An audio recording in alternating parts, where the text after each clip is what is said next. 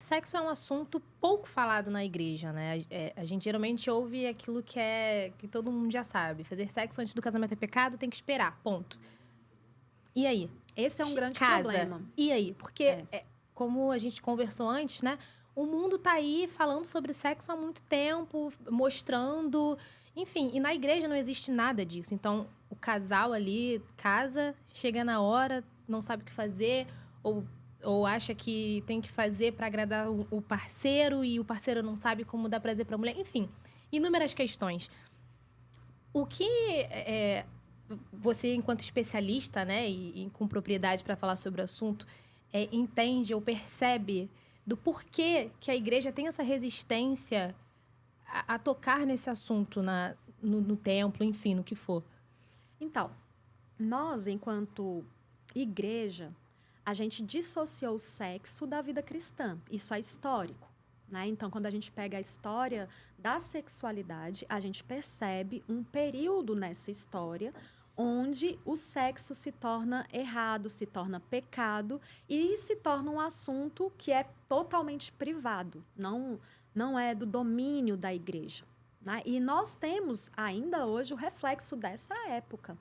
Então, a gente se esqueceu por muitos anos de analisar o contexto bíblico, o que, que a Bíblia falava sobre sexo.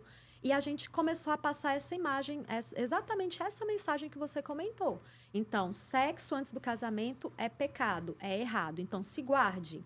Se guarde para que você seja abençoado depois que casar. Só que se você chega no casamento sem informação, a chance de dar errado, de você não ser feliz, é enorme. Porque quando Deus nos criou, Ele nos cria com o objetivo de sermos felizes sexualmente, homens e mulheres. Só que nós somos diferentes dos animais, né? Os animais, eles vão pelo instinto. E nós não. O sexo para o ser humano, ele é físico, mas ele também é emocional. Então, nós precisamos estar envolvidos, a gente precisa de conexão, de intimidade, para a gente poder usufruir também do prazer sexual físico. E aí, como a igreja se cala e a igreja não fala sobre o assunto, e muitas vezes por não ter nem saber o que falar, né? Então acaba caindo em um erro, que é o erro só da proibição e não o preparo. Então, hoje eu olho e penso assim: como é que a igreja vai fazer para tirar esse atraso? A gente precisa começar a ver a sexualidade de um outro jeito. Então, a gente precisa começar a olhar com esses olhos de preparação. E eu costumo dizer assim: a vida sexual feliz, ela começa na solteirice. Ela começa quando você está ali na adolescência e entende o seu corpo, entende as suas reações, se guarda não pelo medo, mas pela razão de querer agradar a Deus, mas se guardar não é ignorância sobre o assunto. Então, eu me guardo, mas eu posso obter informações, informações corretas, coerentes, no lugar certo, porque a curiosidade ela sempre vai nos levar para o perigo, né? E aí a gente vai ter, por exemplo, um número enorme de pessoas que vão buscar a pornografia para se informar. E aí aprende do jeito errado. Então, hoje a gente entende assim: houve um hiato? Houve. Socialmente, a gente se distanciou do assunto sexualidade dentro da igreja? Sim.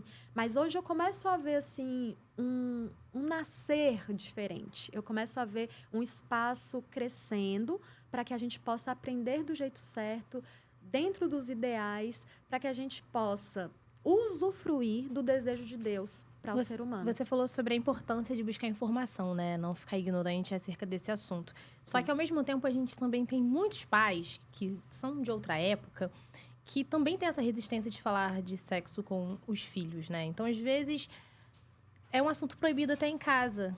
Sim. E o filho vai procurar onde a informação? Eu ia perguntar justamente isso. Como que um casal cristão pode se preparar que não seja vendo na internet ou através de pornografia? E importante também, qual é a idade ideal para esse assunto ser abordado? Então, primeiro a gente tem que desconstruir a ideia de que sexualidade é sexo. Então, sexualidade é muito mais. Sexualidade é energia que nos motiva para a vida. Tem a ver com a nossa personalidade, tem a ver com a forma como a gente toca e é tocado.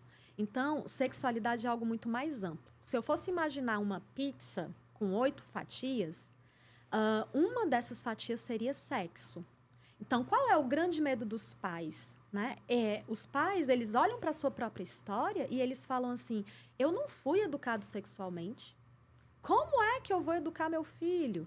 E nós estamos nessa vida para quebrar ciclos mesmo, para a gente fazer diferente do que fizeram com a gente. Então, não tem jeito. Para um pai conseguir educar seu filho sexualmente, ele tem que rever a sua própria sexualidade. Ele precisa rever seus próprios conceitos, os próprios erros que foram cometidos com eles. E se reescrever. E eu gosto muito dessa parte do conceito da sexualidade, onde diz assim que a sexualidade ela é plástica. Ou seja, ela pode ser reconstruída em qualquer momento da sua vida. Então, o que é que os pais vão fazer primeiro? Primeiro, eles vão olhar para si e vão pensar assim, quais foram os grandes problemas que eu tive na minha educação sexual? Esses pais precisam se enxergar como pessoas sexuais para conseguir educar seus filhos. Aí, quando a gente fala de educação dos filhos, por exemplo, a gente não vai ficar preocupado em ensinar sobre sexo para a criança.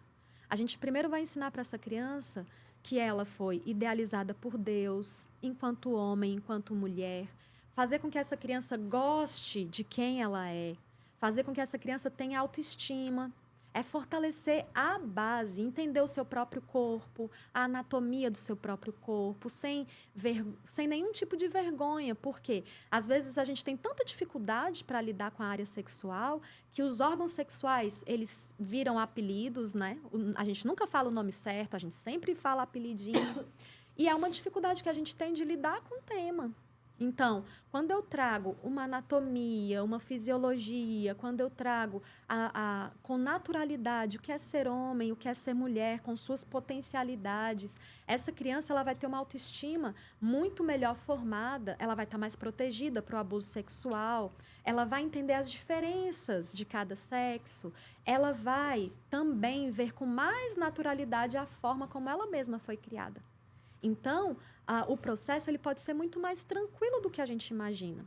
Então, há uns 6 anos atrás, mais ou menos, eu comecei a escrever essa coleção infantil. Ó. Essa coleção infantil era Uma Vez a Vida. E quando eu comecei a escrever essa coleção, era exatamente com o objetivo de fazer com que os pais eles tivessem uma tranquilidade em ensinar sexualidade para os filhos. E não tem jeito melhor do que com histórias. E ainda na infância se fala o nome sem ser por apelido? Sim, claro. Imagina que eu tenho uma filha, né, de 13 e um menino de 15. E desde criancinha eu sempre ensinei pênis e vulva. Sempre. Então, Vitor, você tem pênis. Ele era muito pequenininho, ele falava assim, mamãe, tênis? Pênis, filho, é com P, né? Mas eu achei interessante, porque até tem um dos livrinhos que tem essa história, que os livros acabam tendo muito a cara do que eu vivi com os meus filhos, né? E um dos livros, o título dele é Tênis e Sandália. Por quê? Porque o Vitor, ele sempre entendia tênis. E aí, quando eu falei que eu estava grávida e que era uma menina, aí ele falou assim, mamãe, se eu tenho tênis, então a Lara vai ter uma sandália? Muito bom. Aí virou o título do livro, Tênis e a Sandália, né? Mas eu fiquei feliz, porque ele entendeu que tinha diferença. E a diferença, ela é muito bonita. Ela é muito legal. Então, assim, os livros são uma oportunidade para que a gente leve para a criança uma história de uma forma leve, de uma forma tranquila. Tem atividades para a criança fazer, né? Fortalecendo o lado emocional dela. Então, é muito bacana ver como que os livros podem nos ajudar nessa construção de uma sexualidade saudável.